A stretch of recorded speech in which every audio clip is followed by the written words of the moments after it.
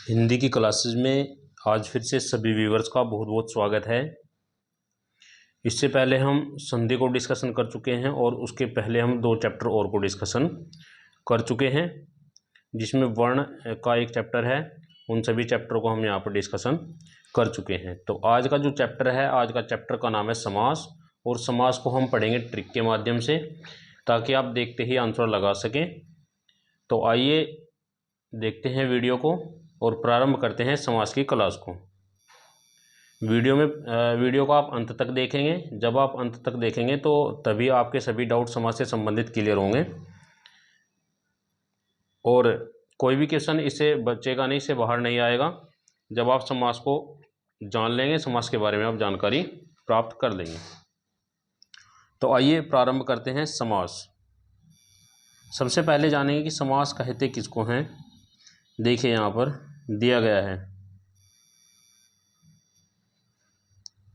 समास का शाब्दिक अर्थ है संक्षेपीकरण। समास का शाब्दिक अर्थ क्या है? संक्षेपीकरण है।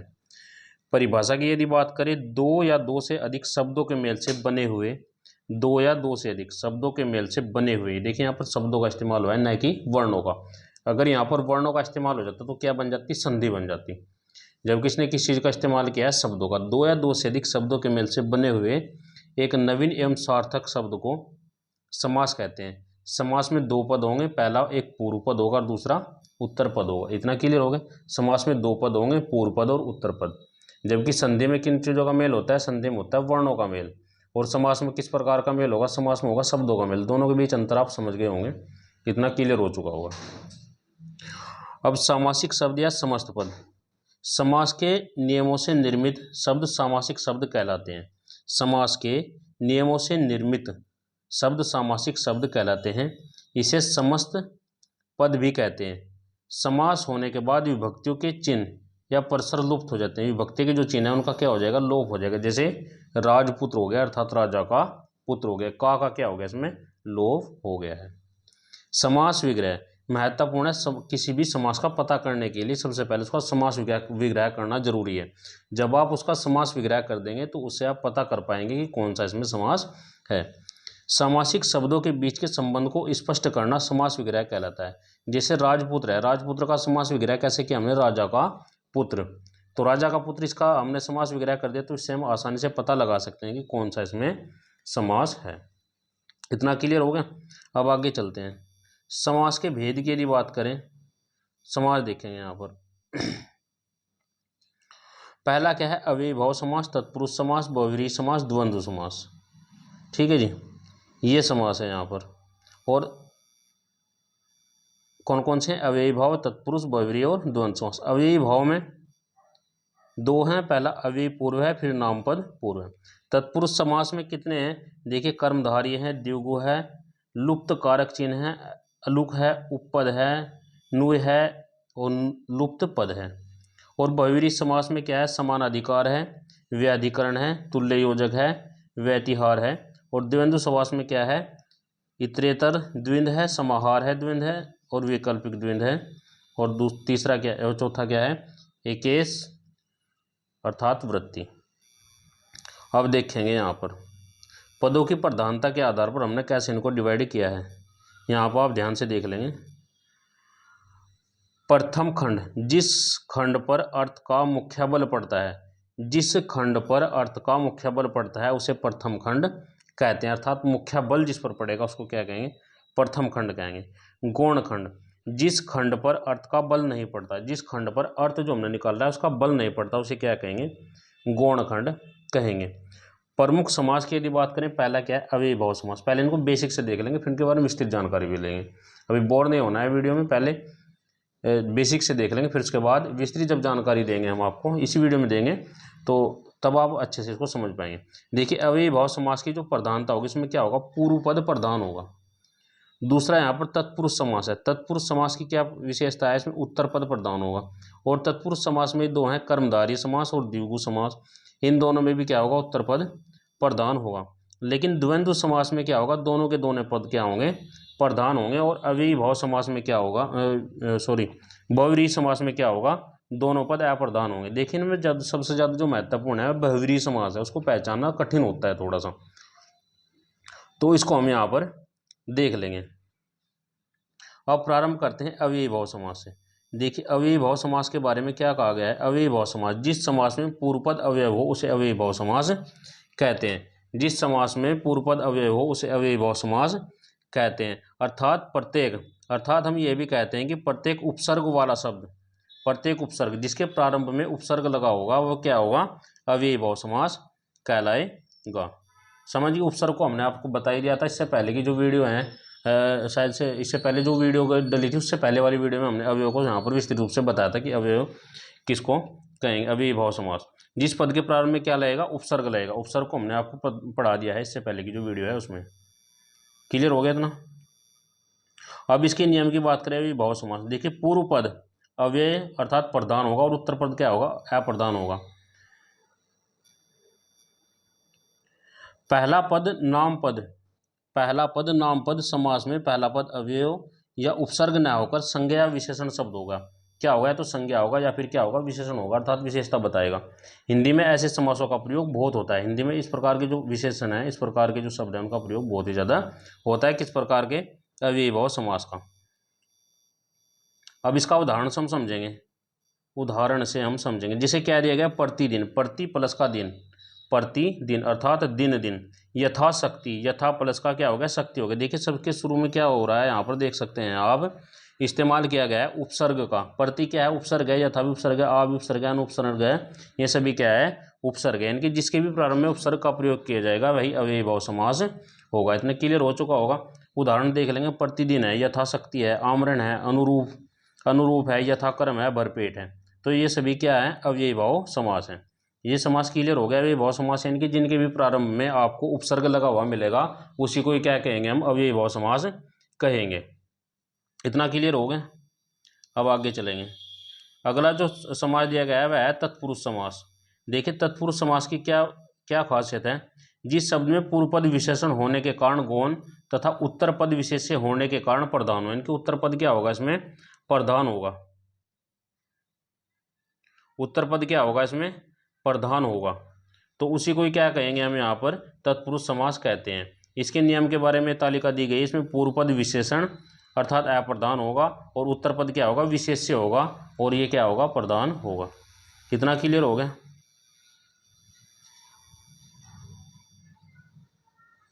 जैसे यहाँ पर दिया गया है मृत्युंजन अर्थात मृत्यु को जीतने वाला, विश्व को भरने वाला अर्थात विश्वम्भर अर्थात ईश्वर।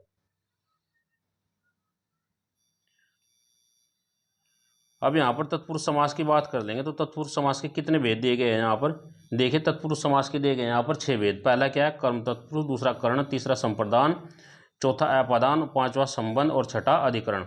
देखिए कर्म तत्पुरुष में क्या होगा, को का लोप होगा, और कर्ण में क्या होगा, से या द्वारा का लोप होगा, और संप्रदान में क्या होगा, के लिए, और अपादान में क्या होगा, से अर्थात अलग होने का भाव उत्पन्न होगा। लेकिन यहाँ पर से का ही लोप होगा। देख कर्ण और अपादान दोनों में से है, लेकिन यहाँ पर तो मिलने की बात करी जाएगी और यहाँ पर अलग होने की बात करी जाएगी। दोनों का आप संबंध समझ गए होंगे।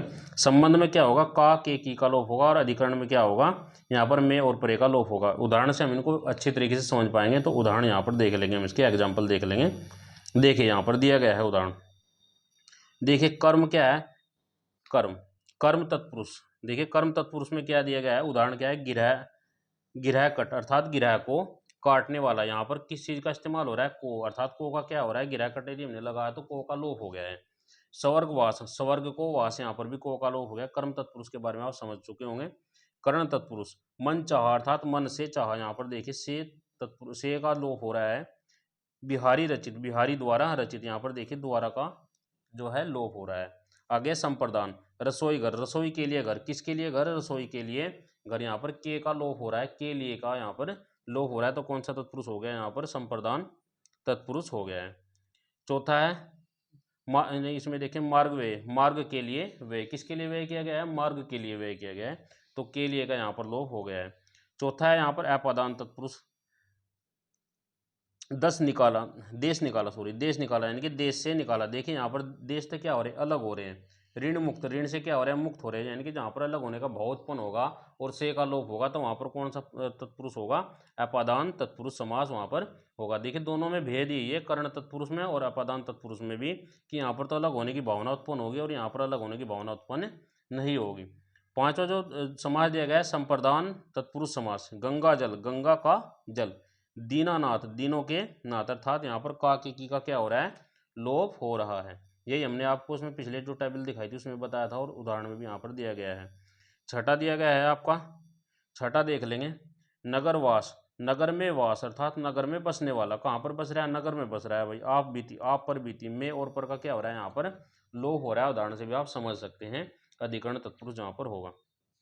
अब अगले समास की यदि बात करें तो अगला समास दिया गया है कर्मधारय समास, कर्मधारय समास।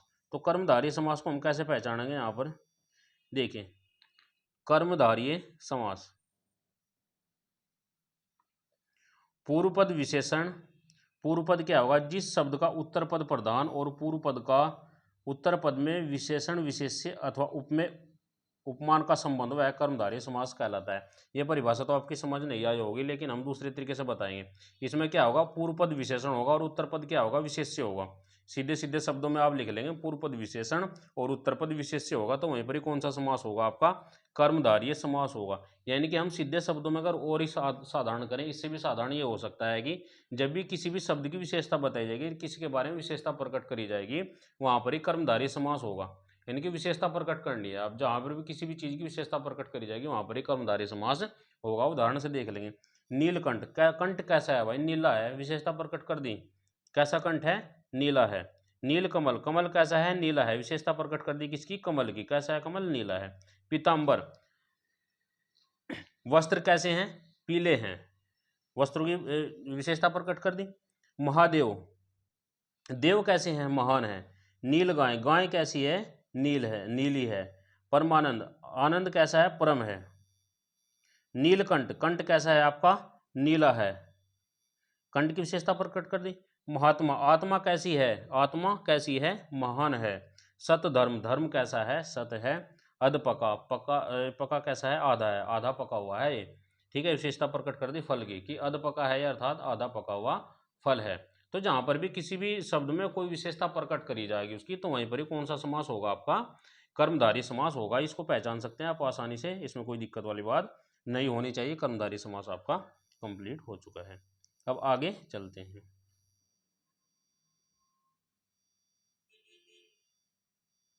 कर्मधारय समास के बाद में आता है आपका द्विगु समास। देखिए द्विगु समास को हम कैसे पहचानेंगे, द्विगु समास को पहचानना बहुत ही आसान है। जिस समासिक शब्द का पूर्व पद संख्यावाचक होगा, अर्थात पहले वाला पद क्या होगा, संख्यावाचक होगा, तो वहीं पर ही क्या होगा, द्विगु समास होगा। जैसे पंचवटी, जैसे पंचवटी, पंच प्लस वटी, अर्थात पहला शब्द में क्या है कि संख्या है कितनी, 5। शताब्दी, सत प्लस का अब्दी अर्थात 100 शब्दों, 100 शब्द, तो यहाँ पर क्या आ गया, ये भी द्विगु समास हो गया है। तो द्विगु समास को पहचानना तो इतना आसान है कि आप उसमें यदि शुरू में संख्या आ जाएगी तो आप आसानी से लिख सकते हैं कि वहाँ पर कौन सा समास होगा, द्विगु समास होगा। द्विगु समास को क्लियर हो गया होगा इसके बारे में। अब आगे देखेंगे यहाँ पर द्विगु समास।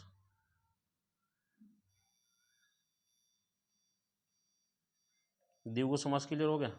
अब उसके बाद में आपका आएगा द्विवंद्व समास। अब द्विवंद्व समास को हम यहाँ पर देखेंगे। देखिए द्विवंद्व समास क्या दिया गया है, जिस सामासिक शब्द के दोनों पद क्या होंगे, प्रधान तथा विग्रह करने पर और या और अथवा या एवं लगता है, वहां पर क्या होगा, द्विवंद्व समास होगा। ये द्विगु था, द्विगु में संख्या आएगी, द्विगु और द्विवंद्व में दोनों में अंतर ये है कि द्विगु में क्या होगा, संख्या आएगी, जबकि द्विवंद्व में क्या आएगा, द्विवंद्व में आएगा योजक चिन्ह, योजक चिन्ह होगा। और यहाँ पर एक्यूरेसी ज़्यादा से ज़्यादा रहेगी कि दोनों एक दूसरे के अपोजिट होंगे, ज़्यादा से ज़्यादा जो एक्यूरेसी रहेगी। जैसे कि भाई बहन, यदि दोनों एक प्रकार के शब्द आएंगे तो द्विगु समास नहीं होगा भाई वहाँ पर। यदि दोनों के दोनों एक प्रकार के आएंगे तो वहाँ पर द्विगु समास नहीं होगा, ठीक है। जैसे भाई बहन, भाई और बहन, गंगा यमुना, गंगा और यमुना, देखिए योजक चिन्ह आ रहा है, योजक चिन्ह क्या हो, ये डैश का निशान जहां पर आ जाएगा वहां पर द्विवंद्व समास होगा। पहचानना बहुत ही आसान है, देखते ही पहचान लेंगे। लेकिन ध्यान रखने योग्य क्या बात है, ध्यान रखने योग्य यह बात है कि शब्द रिपीट नहीं होना चाहिए। जैसे दिन दिन, रात रात, ऐसा नहीं होना चाहिए। भाई भाई ऐसा नहीं होना चाहिए, तो वहां पर भी द्विवंद्व समास नहीं होगा। जहां पर भी दो शब्द रिपीटेड होंगे वहां पर द्विवंद्व समास नहीं होगा। बस महत्वपूर्ण जानने की बात इसमें ये, नहीं तो जैसे आप डैश वहां पर देखेंगे, योजक चिन्ह जैसे देखेंगे तो आप आसानी से लगा देंगे द्विवंद्व समास है। क्लियर हो गया द्विवंद्व समास के बारे में। अब आता है आपका द्विवंद्व समास, क्लियर हो गया। अब उसके बाद आता है बहुव्रीहि समास। देखिए बहुव्रीहि समास क्या कहेगा, जिस सामासिक शब्द के दोनों पद अप्रधान हो और समस्त पद के अर्थ के अतिरिक्त कोई सांकेतिक अर्थ हो उसे बहुव्रीहि समास कहते हैं। परिभाषा तो कोई समझ नहीं आया होगा आपकी, उम्मीद करते हैं, मुझे भी लगता है कि शायद नहीं आया होगा। लेकिन हम सीधे शब्दों में कहेंगे जहां पर भी किसी तीसरे व्यक्ति की ओर इशारा हो, किसी थर्ड पर्सन की ओर इशारा हो, वहीं पर ही कौन सा समास होगा? बहुव्रीहि समास होगा। Is that clear? यानी कि जहां पर भी तीसरे व्यक्ति की ओर इशारा होगा, यानी कि कोई शब्द बोल रहा है, हम तीसरे व्यक्ति की ओर इशारा कर रहे हैं, तो वहीं पर ही क्या होगा? बहुव्रीहि समास होगा। उदाहरण से अच्छे से समझ लेंगे हम। उदाहरण इसमें दिया गया है, देखिए बहुव्रीहि समास में उदाहरण दिया गया है, क्या है यहाँ पर देख लेंगे आप। क्या दिया गया है? नीलकंठ। कंठ कैसा है उसका? नीला है। बहुव्रीहि समास। देखिए यहाँ पर बहुव्रीहि समास भी हो सकता है और आपका कर्मधारय समास भी हो सकता है। तो वहां पर आपके विवेक पर निर्भर करता है या एग्जामिनर के विवेक पर निर्भर करता है। वैसे तो ये है कि ऑप्शन में आपका या तो कर्मधारय देगा या बहुव्रीहि देगा, दोनों समास नहीं देगा। देखिए नीलकंठ, नीला है कंठ जिसका, अर्थात नीला कंठ किसको कहेंगे हम? शिव की ओर इशारा कर रहा है। किसकी ओर इशारा कर रहा है? शिव की ओर इशारा कर रहा है। तो नीलकंठ में कौन सा समास हो गया? बहुव्रीहि समास हो गया।